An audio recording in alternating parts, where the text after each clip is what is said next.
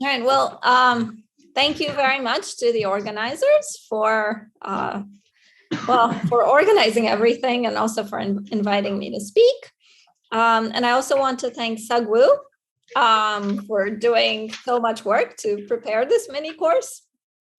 And I'm really sorry that I wasn't able to be there in person. It's just I've had a fever since Sunday evening, so I didn't want to get anyone else sick.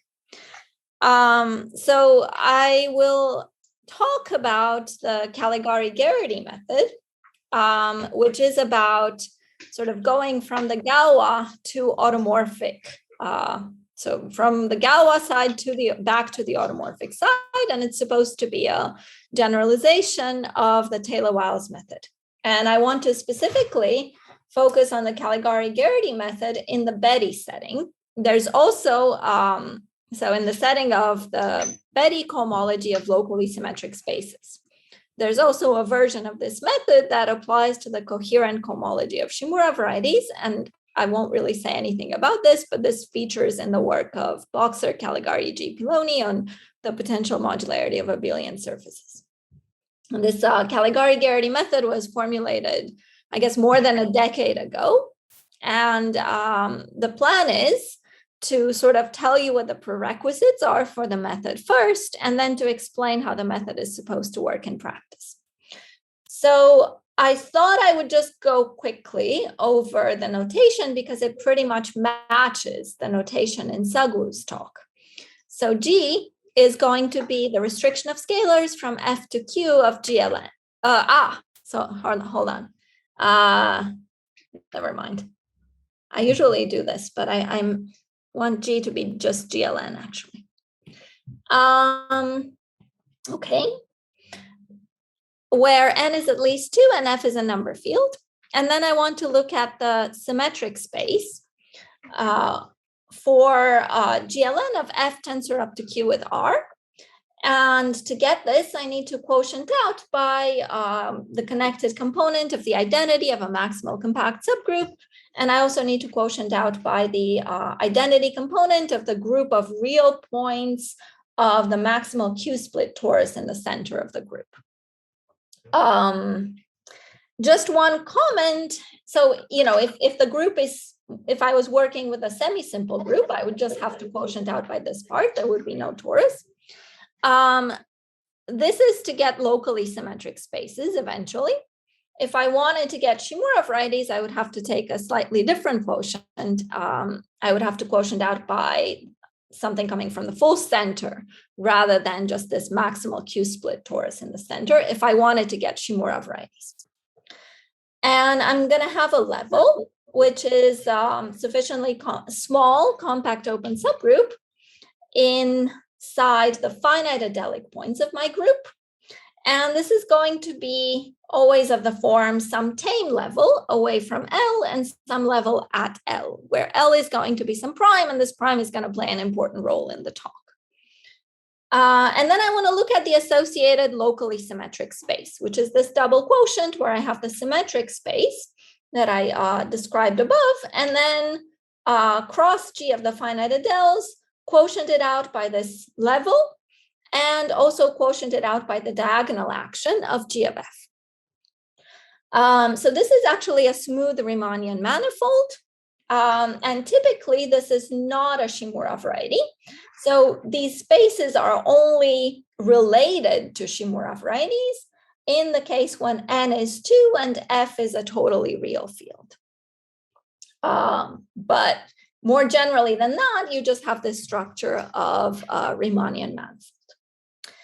S is going to be a finite set of places of F, and that's going to include places above L, which is my fixed prime, and above infinity. And, it's going to typically consist of bad places, and it's going to be used as in Sug Woo's talk, where we want to keep track of Hecke operators away from S. And E over QL is going to be a finite extension, which is going to sort of give me my coefficients. So it'll have ring of integers O, uniformizer pi, and residue field K. And I'm not going to comment on this much throughout the talk, but I always want to assume that this is large enough. So if need be, then I can increase it.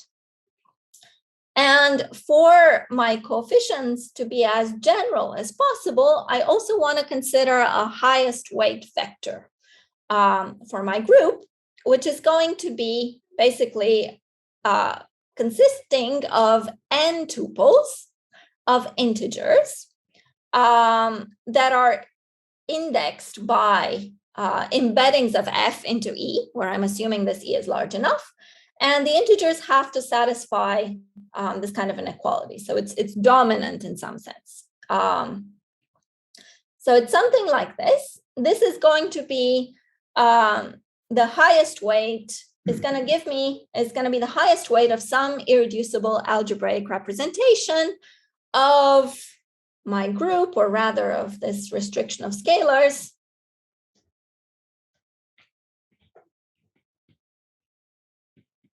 of GLN over E.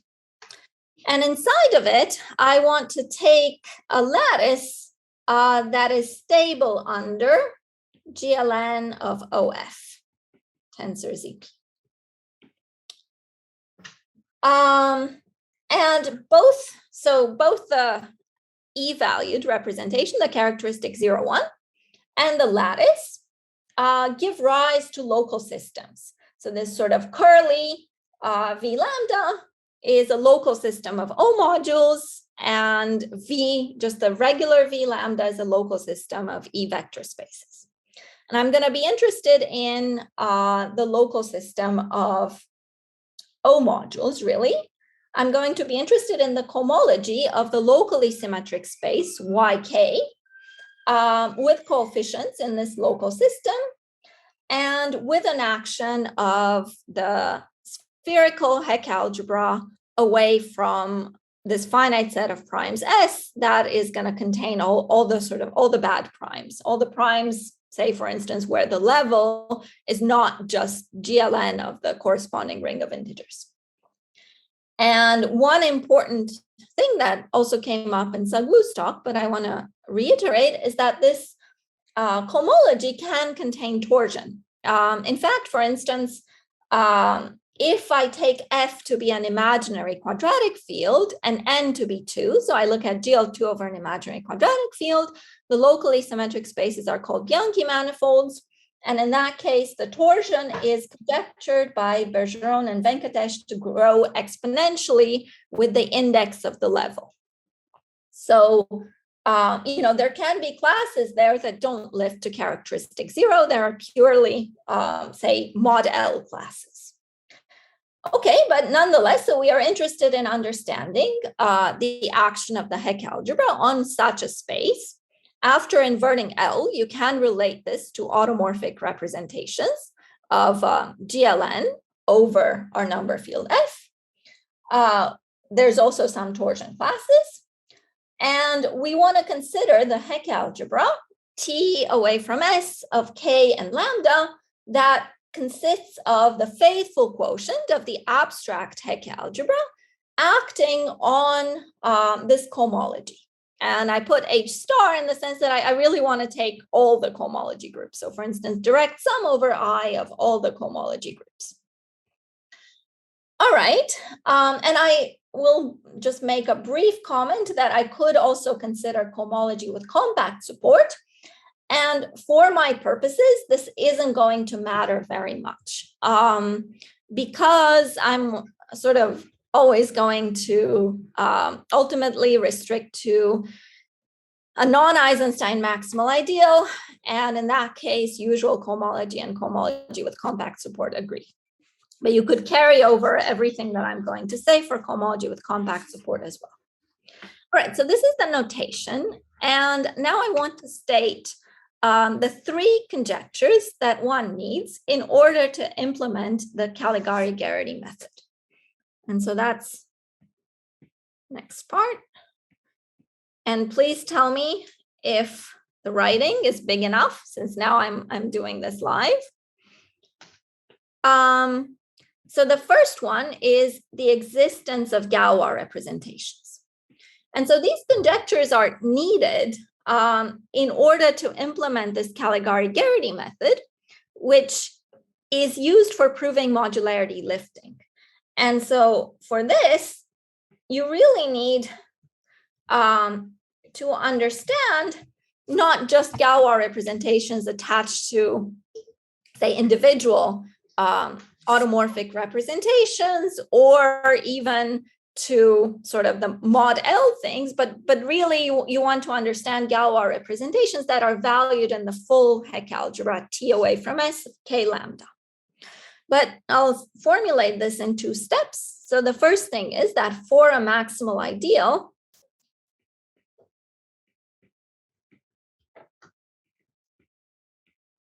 M inside my Hecke algebra. And so in Sug Woo's notation, it would be that it belongs, say, if lambda is trivial, it belongs to H-E Hecke away from S, maybe cohomological GLN F, and with coefficients in this residue field K. And let's assume that the maximal ideal has residue field some extension K prime of K, then there should exist a unique, continuous, semi-simple representation, rho m bar from gamma F. That's going to be always my notation for absolute Galois group of a number field or of a local field.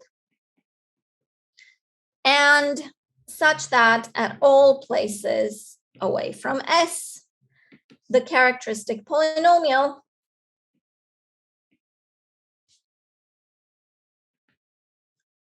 of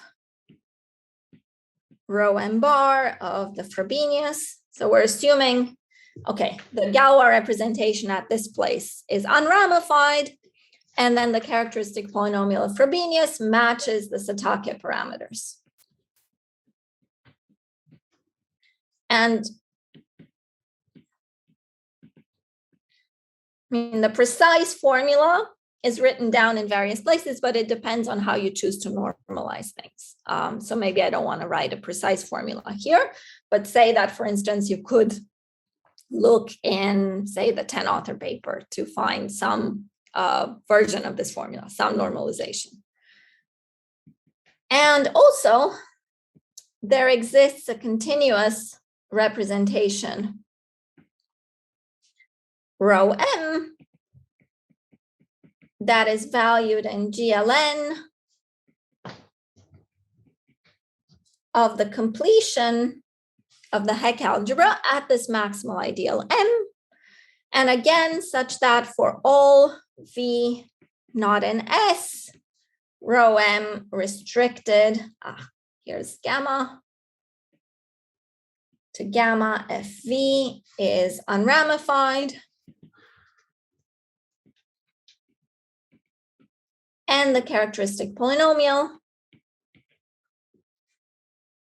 of rho m evaluated on choice of Frobenius at V, or lift of Frobenius, is determined by the Hecke operators at V.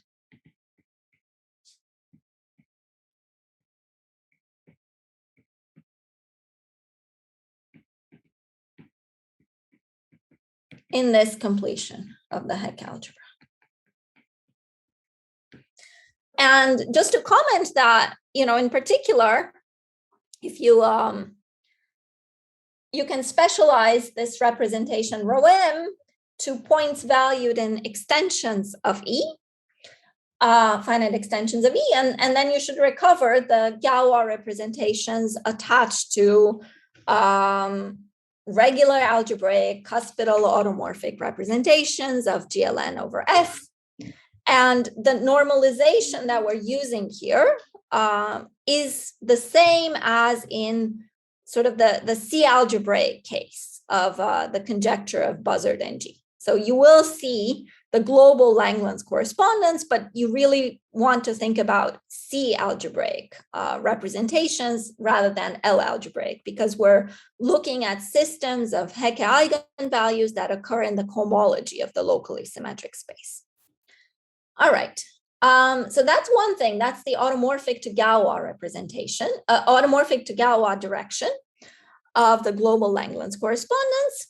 And the status of this conjecture is that if F is either a totally real field or a CM field,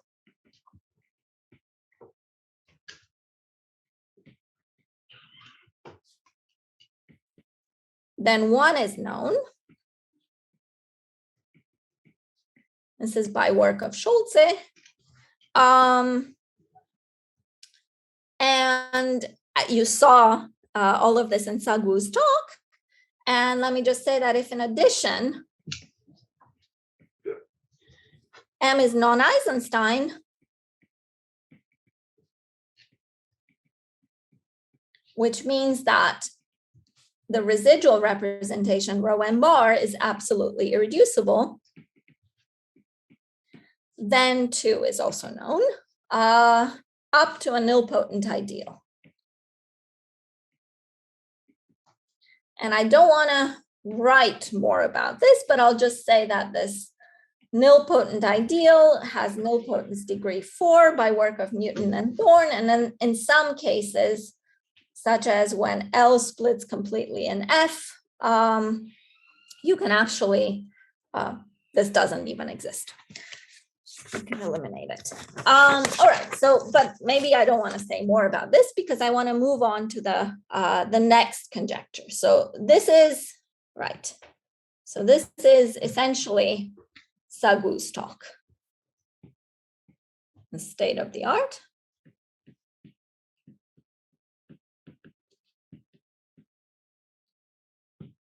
But the next question is to describe both of these representations more precisely. And this has to do with local global compatibility.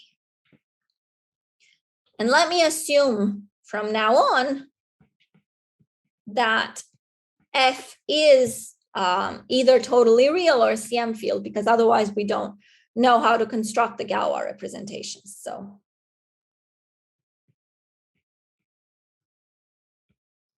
maybe one thing to say is that, of course, as Sug Woo mentioned, the characteristic 0 case of cuspidal regular algebraic automorphic representations of GLN over F is due to Harris, Land, Taylor, and Thorne.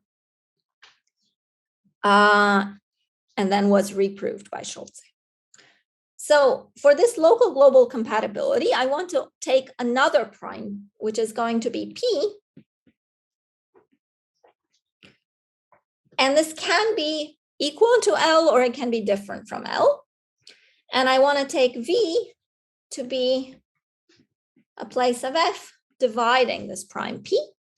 And the sort of the vague question, which you can then formulate more precisely, is how does the representation rho m, which is the Hecke algebra valued one, which also knows about the residual one, restricted to the decomposition group at V, how does this depend on the level, right? We know that M occurs in the cohomology of a locally symmetric space with some level. How does it depend on the level at V?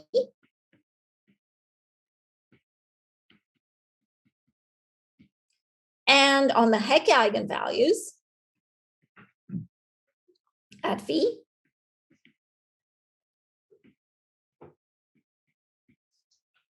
And if L is equal to P, how does it depend even on the weights?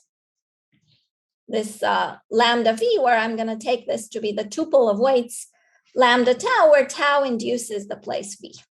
So tau is an embedding of F into E, and it induces V. Right, so it's kind of a vague question, but you can make it more precise. For instance, at E primed valued points, where E primed is a finite extension of E, and L not equal to P, what you expect is compatibility with the classical local Langlands correspondence for GLN. And this is a result of Varma, this is known.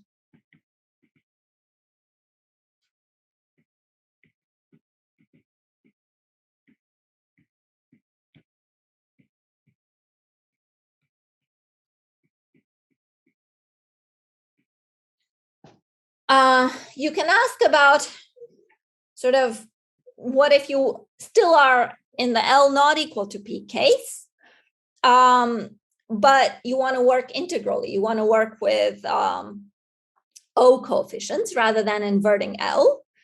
And then, well, some cases are known. And in order to formulate it, you would have to sort of keep track of types and keep track of Hecke operators at this place V.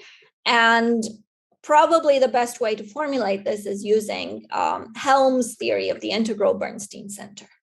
So maybe I don't want to say a lot about this. I think this is I don't know a place where the question is formulated precisely, but some cases are known, and you could formulate it using the integral Bernstein center.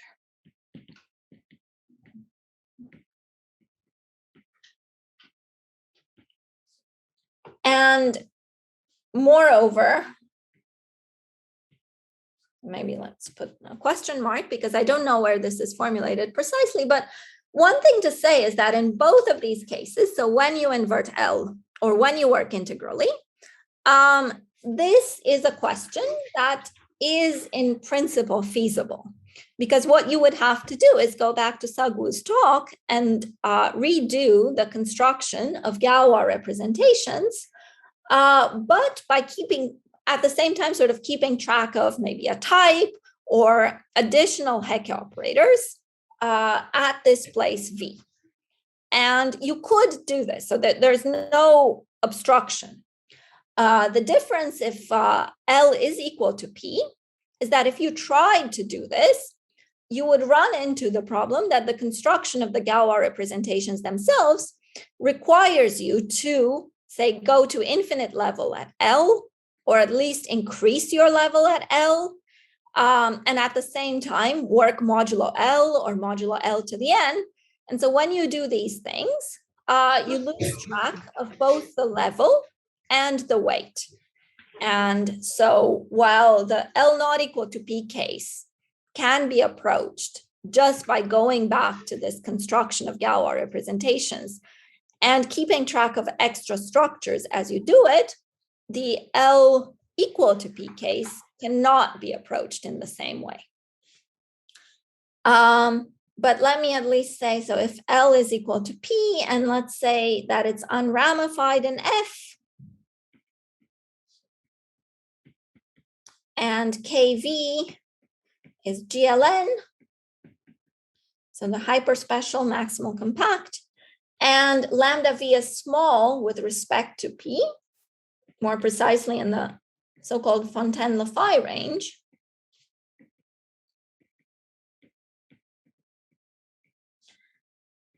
then at least one can formulate the question precisely. We expect that rho m restricted to gamma Fv is Fontaine-Lefy. So it's in the image of the Fontaine-Lefy functor. And sort of the key thing here is that we have a well-behaved category of sort of linear algebraic objects that can be understood using integral p-adic Hodge theory in this case. But this is not something that works as well if you allow ramification, or if your prime is small, or if you have deeper level. Another case that can be still formulated, at least precisely, is the case when L is equal to P and you're looking at ordinary things. So for instance, this could mean that you're looking at your cohomology of the locally symmetric space with Iwahori level at V, and that you are in the sort of, you survive after applying Hida's idempotent. And then you expect that the associated Galois representation is upper triangular and that you can describe the characters on the diagonal. That's another case that can be formulated precisely even when you work integrally. Of course, when you want to invert L, then you can say, okay, we expect the representation to be, say, crystalline with, or potentially semi-stable with certain Hodge-Tate weights. And this leads me to one formulation of this local global compatibility conjecture that does work integrally, even at L equals to P. And I think that this is first found in a paper of G. and Newton. It should say that we have a commutative diagram of the following form. So I have the Heck algebra, TK lambda, completed at this maximal ideal M. And then there is a universal deformation ring for the residual representation rho m bar. And I'm working in the setting where this residual representation is absolutely irreducible, so that the deformation rho m is also known to exist. Okay, so then the existence of rho m gives me an arrow from the global deformation ring that's, say, unramified outside S into this completion of the Heck algebra. Possibly, I would have to quotient by the nilpotent ideal I in some cases, but let me ignore this. It's not going to matter for purposes of the Caligari-Garrity method, or say the Taylor-Wiles method, because it's sort of, these questions are questions about the support of spaces of automorphic forms, and sort of they only depend on underlying reduced objects. All right, now I could choose a basis for the global representation and then restrict the decomposition group at V. And this gives me a map from the local deformation ring. So the basis gives me a framing, and then I get a map from the local framed deformation ring.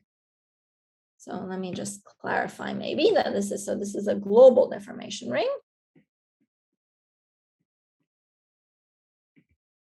And this is a local framed deformation ring.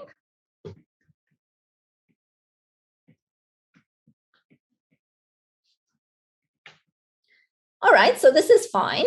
And then Kissin constructed quotients of these local deformation rings that have certain p-adic Hodge theoretic conditions. So for instance, let me assume here that, just a second. Let me assume, this is just for the purposes of formulating it, that KV is GLN of OFV. So V could be ramified, but I just want full level at V for simplicity. And then there is a quotient of the local frame deformation ring, which has sort of sees in characteristic 0 the points that are crystalline and with Hodge-Tate weights determined by lambda V. So this is crystalline deformation ring with Hodge-Tate weights not exactly equal to lambda V, but determined by a precise recipe by lambda V. And this is an object that was constructed by Kissin by taking the Zariski closure of something that was constructed in characteristic 0. So this condition that you're crystalline and with certain Hodge-Tate weights, this is a condition that you can put in characteristic 0.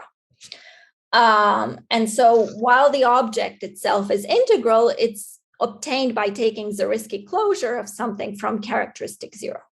And then it was also later constructed by Tong Liu, who gave a more sort of integral construction of this and showed that the points of this deformation ring are the ones that admit lifts to characteristic 0 that are crystalline with these Hodge-Tate weights.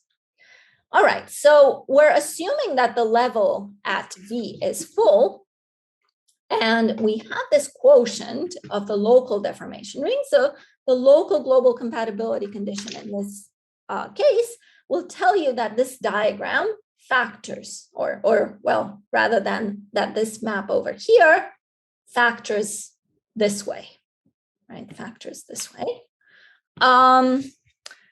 Right, and that's the conjecture here. And I'll just say that one can also formulate a version of this conjecture for potentially semi-stable deformation rings. And in order to do that, you have to use, say, inertial local Langlands and the theory of types. So you would put in a type. When you look at the cohomology of your locally symmetric space, you could put a locally algebraic type that would see, on one hand, the weight lambda, but also something, sort of some smooth representation of the maximal compact GLN of OFV. And then you would expect that you would factor through the corresponding potentially semi-stable deformation ring that would be defined by the sort of corresponding representation of inertia that corresponds to this kind of type. And one can also sort of predict what would happen to, say, the monodromy or things like this. All right. So the status of this conjecture is that if you assume that the residual representation is not just absolutely irreducible, but also sort of something called decomposed generic, which I will come back to in the third talk. So this is a notion introduced in my work with Scholze. For the, I guess, the current definition, I would recommend looking in the 10-author paper. But I will come back to this in lecture 3, and I will state this precisely. Roughly is something that will be implied by knowing that the image of the Galois representation is large enough. And so if you assume this, then the 10-author paper proves some Fontaine-Lefy cases. It proves the ordinary case.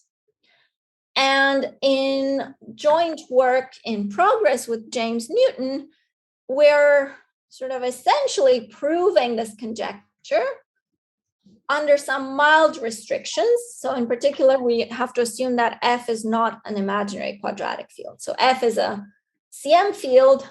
Yeah, maybe this. F is a CM field,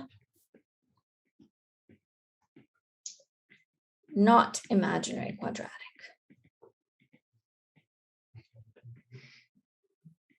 So let me say that like this. So then under these two big assumptions, the Fontaine-Lefy and ordinary cases are done in the 10-author paper. Anna? Yeah. You're referring to the conjecture that it factors through the crystalline deformation ring? Is that the conjecture? Yeah.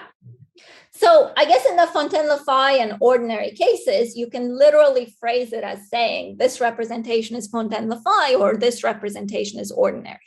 But beyond those, you don't have such a good notion for the integral representation, but you can still say that it factors through the deformation ring. And of course, if you know that you're Fontaine-Lefy or if you know that you're ordinary, then you deduce that it also factors through the deformation ring. So this formulation that I have here is sort of knows about the previous cases that I mentioned as well. And this is really what you need for purposes of applying it to modularity lifting. Right, and then the crystalline case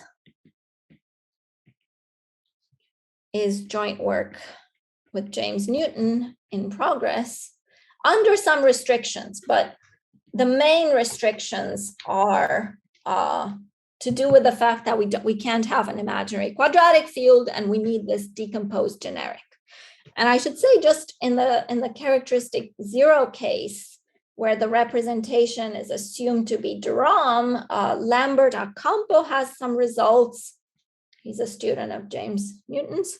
And then more generally, in the potentially semi-stable case, my PhD student, Ben Sehevesi, is in the process of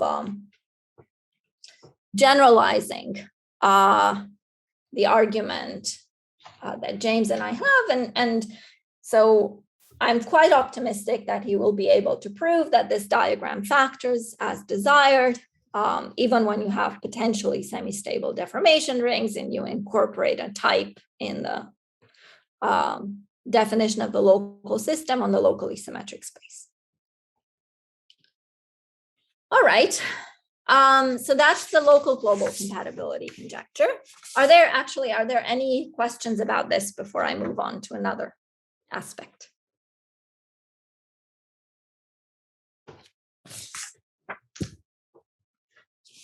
All right, if not, then the third thing that you need is vanishing of cohomology. And this is something that I'll really talk a lot about in the third lecture.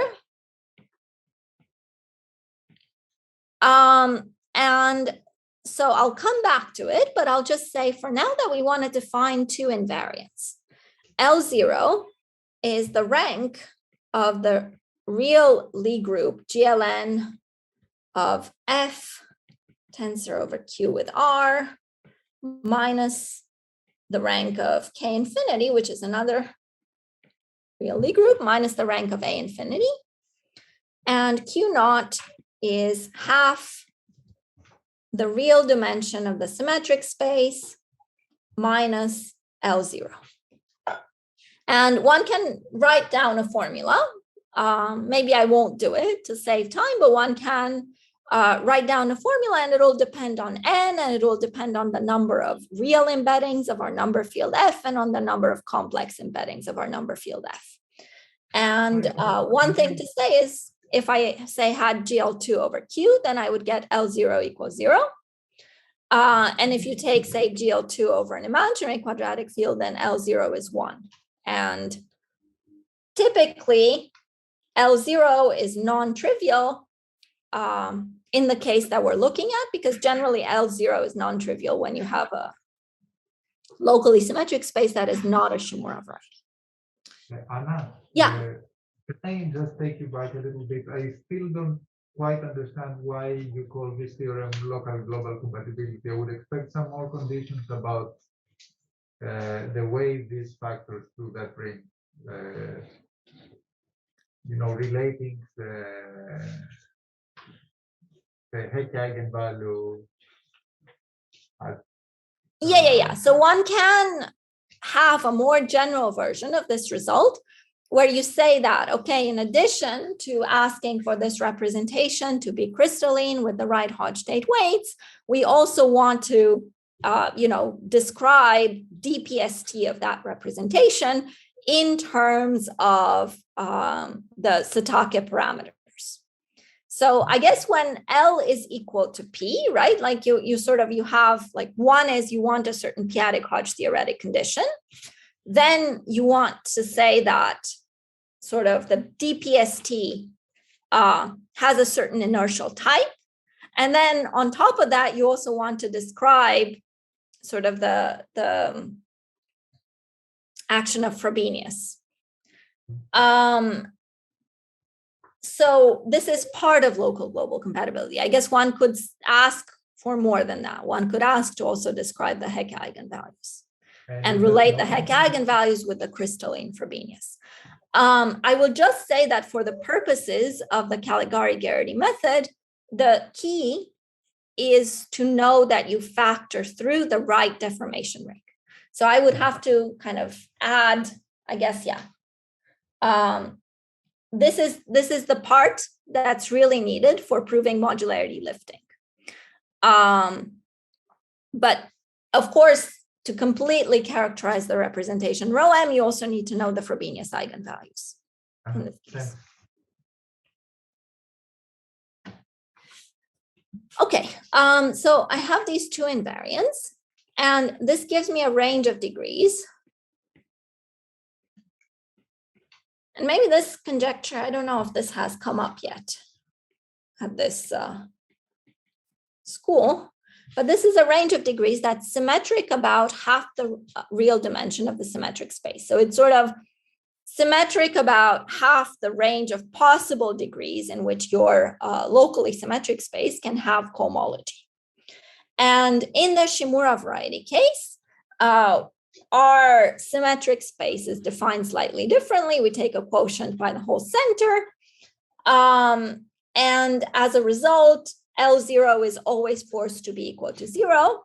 And then in that case, in the Shimura variety case, this range of degrees consists of just 1 degree, and that's half the complex dimension of your Shimura variety. But in this non-Shimura variety case, we will have L0 strictly greater than 0. And then if in addition M is non-Eisenstein,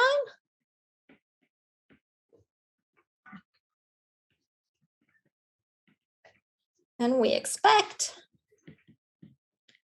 that HI of the locally symmetric space localized at M is only non-zero in this range of degrees.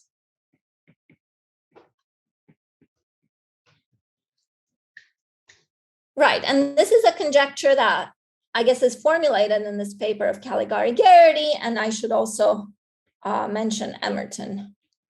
It's also formulated in his ICM talk, and it probably goes back earlier than that, but I don't know the precise history.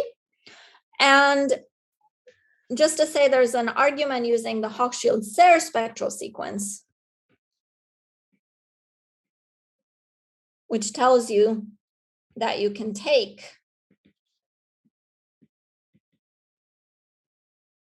mu lambda to just be constant. So you can take lambda to be trivial and just take constant coefficients. And if you know it for any level with constant coefficients, then you also deduce it for twisted coefficients. Right, so this is the conjecture that sort of the non-Eisenstein part of the cohomology is concentrated in the smaller range of degrees. And so, for example, in the case of Bianchi manifolds, which are three-dimensional real manifolds, L0 is 1 and Q0 ends up being 1 as well. So in that case, you expect, and you can actually prove by hand, that the non-Eisenstein part of cohomology is concentrated in degrees 1 and 2. And let me say something about the status. So 1, if F is a CM field or totally real field,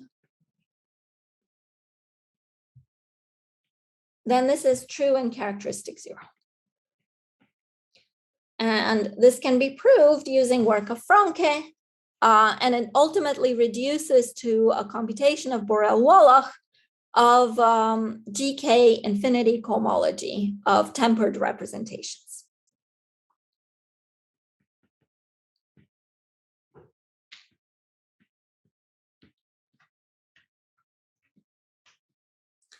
Okay, let's see. There is an analog, as I mentioned, for Shimura varieties with L0 is 0. And this will really be what I talk about.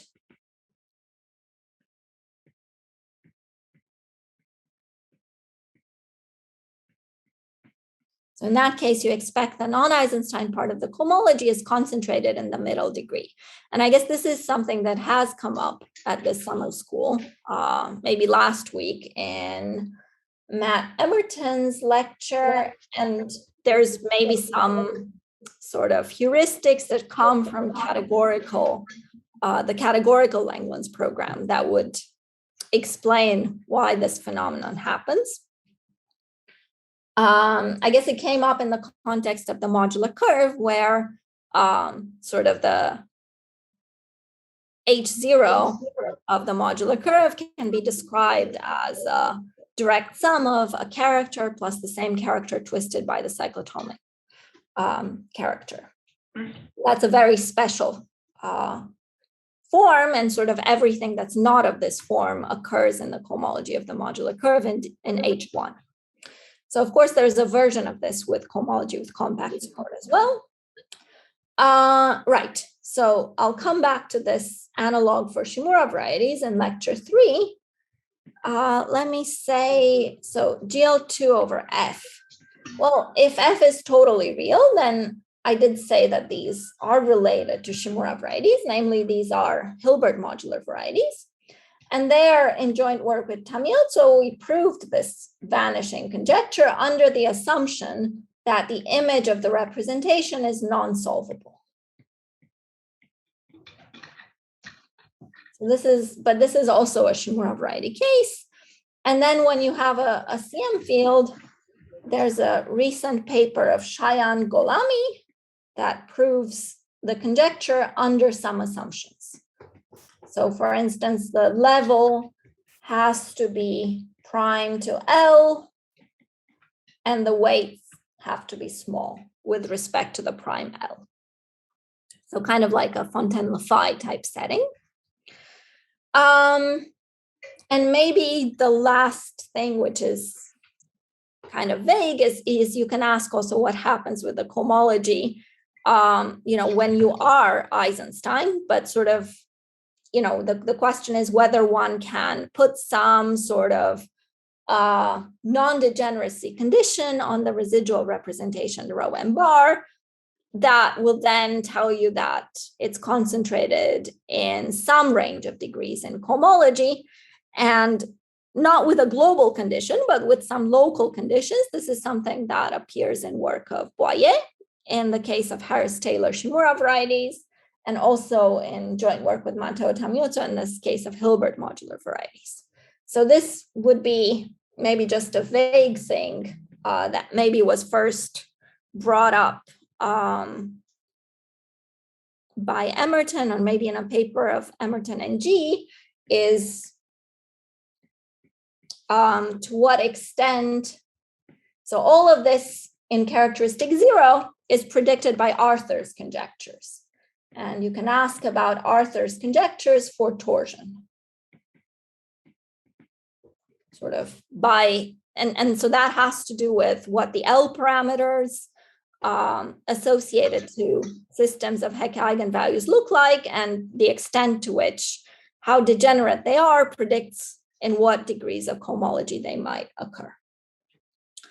Okay, so I don't have so much time, so let me move on to talking about the Caligari-Garrity method. And this is really an improvement of the Taylor-Wiles method. So in order to really talk about it, I have to say something about Taylor-Wiles. So the first thing is the Taylor-Wiles method works well when L0 is equal to 0. And so for instance, this could be the case where G is GL2 over Q, or G is a definite unitary group. So either you're working with the modular curve or you're working with the Shimura set attached to a unitary group. And you're still assuming that M is non-Eisenstein. So in that case, well, you have this picture of patching, and let me actually try and draw the picture.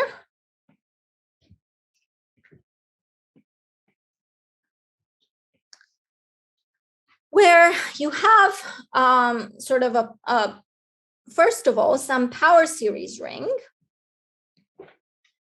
over a local deformation ring.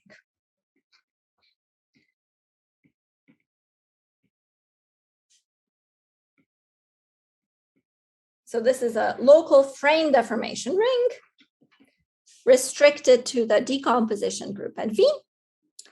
And we have some power series ring over it, and where we've added enough variables so that the map from the global deformation ring to the local one becomes a closed immersion, so that you can really view your global deformation ring inside of this R infinity tilde.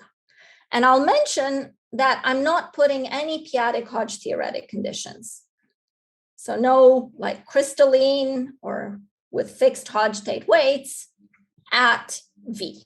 So it's an unrestricted.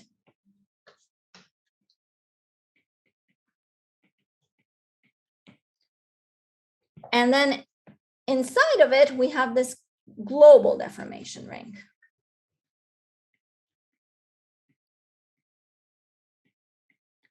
And then there's the p-adic Hodge theoretic conditions,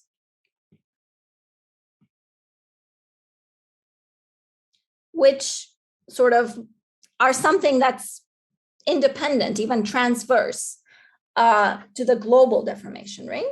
So here we would have R infinity power series ring over R rho m bar restricted to gamma Fe framed, but now I want crystalline and with Hodge state weights determined by lambda V.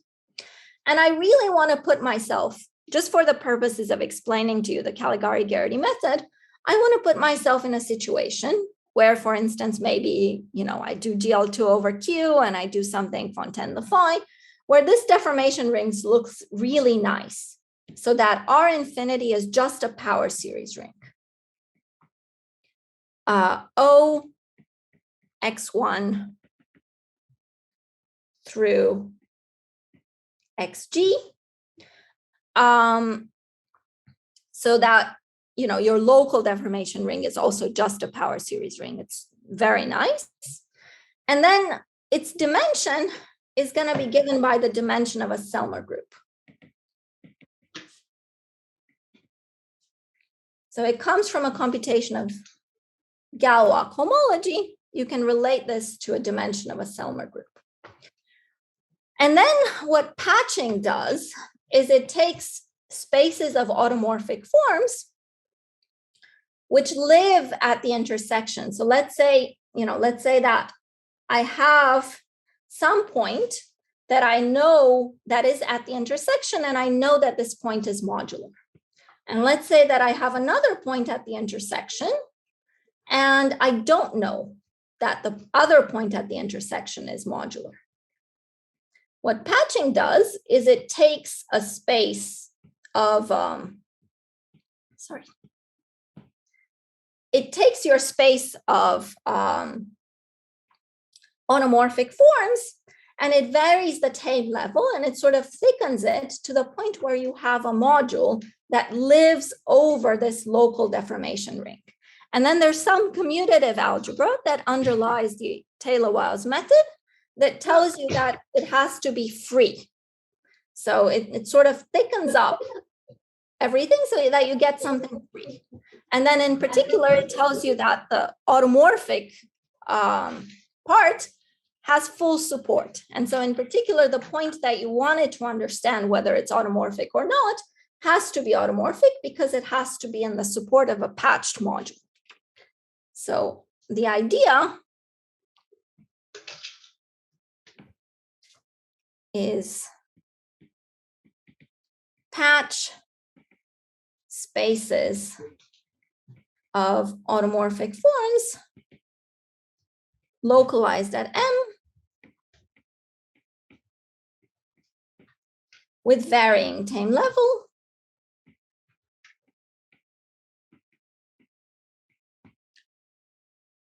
and this varying tame level happens at a set of Taylor-Wiles primes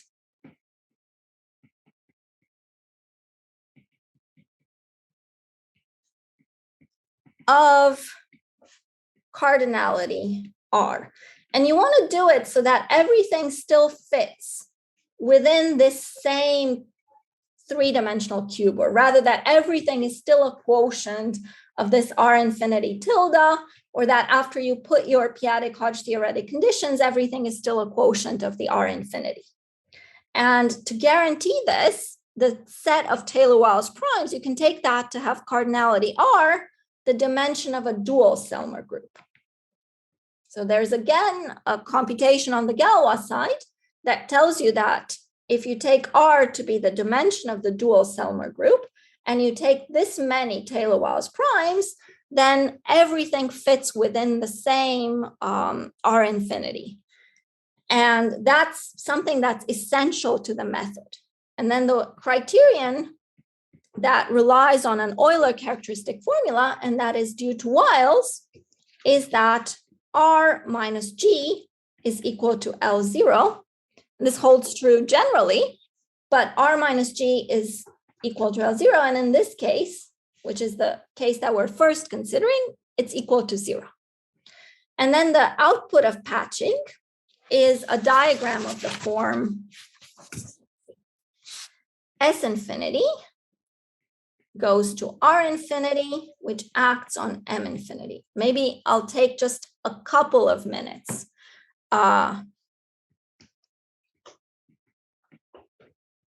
more. So R infinity is a power series ring like this, and S infinity is a power series ring like this.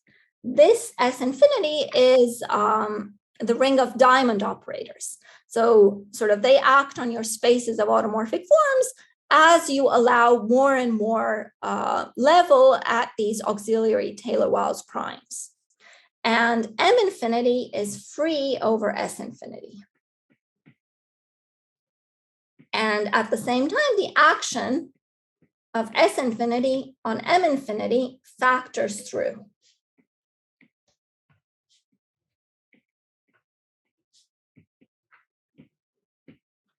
R infinity.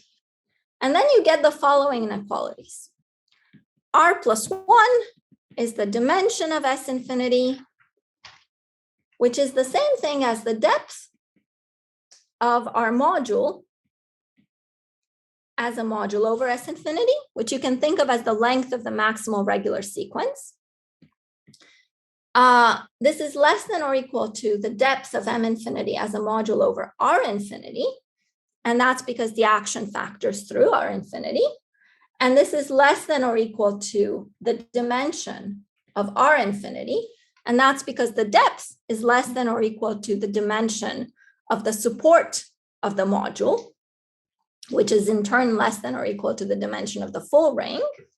And this is equal to G plus 1. But now R is equal to G means that all the inequalities are equalities. And so in particular, this tells you that the depth is, so the depth of M infinity as an R infinity module is equal to G plus 1. But there's also a formula due to Auslander and Buchsbaum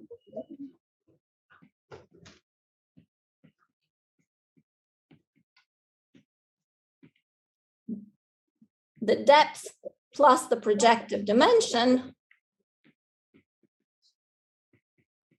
has to equal the dimension of the ring. So this itself is G plus 1. And this now tells you that the projective dimension, so this has to equal 0. And so M infinity is projective, and because R infinity is just this power series ring, we deduce that it's free. And so it has full support. And this is a space that's patched from automorphic forms. And this tells you that sort of the automorphic part that you patched has full support. And so this tells you sort of that the point that you wanted to prove was automorphic actually is automorphic ultimately. Right. So this is how it works when L0 is equal to 0. So let me just take really 2 minutes. Is that okay if I just take 2 minutes to say what happens when L0 is greater than 0? Sure. Thank you. All right, sorry about this. So it turns out, so this is again, just the dimension. This is just again, R minus G. And so it ends up being the same thing happens. This is the dimension of S infinity minus the dimension of R infinity, where S infinity is this power series ring over diamond operators, where I'm taking R Taylor-Wiles primes, dimension of the dual Selmer group, and R infinity is a power series ring in G variables. And sort of there's two problems here that cancel each other out, as Frank Caligari says. One problem is that because this R minus G is greater than 0, it seems like there aren't enough Galois representations. And another problem is that M infinity ends up not being free over S infinity. If you think about what M infinity could be, something patched from the cohomology of locally symmetric spaces. And it turns out that these problems do cancel each other out. So the first thing is that there's a commutative algebra lemma.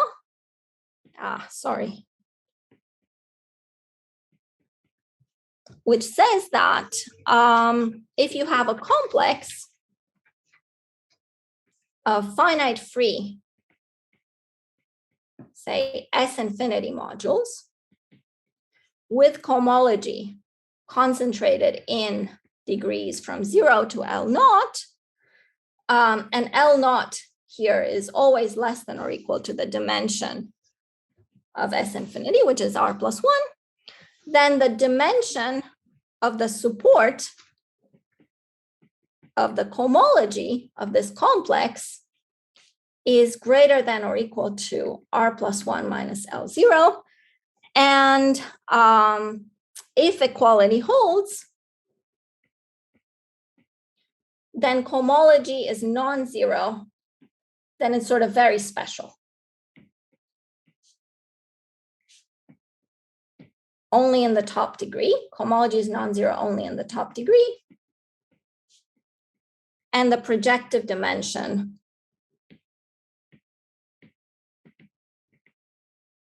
over S infinity of H L naught C is actually equal to L naught. So you apply this with C equals C infinity patched from the cohomology of the locally symmetric spaces YK localized at M. So this is where you see that the vanishing of cohomology comes in. You want to know that you obtain a complex that is really only concentrated in L0 degrees. And then you have R plus 1 minus L0 less than or equal to dimension of the cohomology of the patched complex, which is less than or equal again because the action factors to dimension of the cohomology, dimension of the support of the cohomology group over R infinity, which in turn is less than or equal to the dimension of R infinity, which is G plus 1. So you apply this lemma, and the lemma tells you the dimension of support. You get a lower bound for it. And then because the action factors through the deformation ring, you get an upper bound. And I should say here, it's important to have the local global compatibility because that's how you get the upper bound. That's how you get this G plus 1 here is you really want to look at R infinity, which is the sort of a power series ring over a local deformation ring with p-adic Hodge theoretic conditions. Otherwise, you would get the wrong dimension. And of course, the point is that all inequalities are equalities. And then the second part of the lemma tells you eventually, it tells you that the top dimension cohomology has depth exactly equal to the dimension of R infinity, and therefore that by the Auslander-Buxbaum formula, it's free over R infinity. And so all inequalities are equalities, and then you start analyzing projective dimension, depth, and so on. And you again show that the top cohomology has full support. All right, thanks. Sorry for going over time.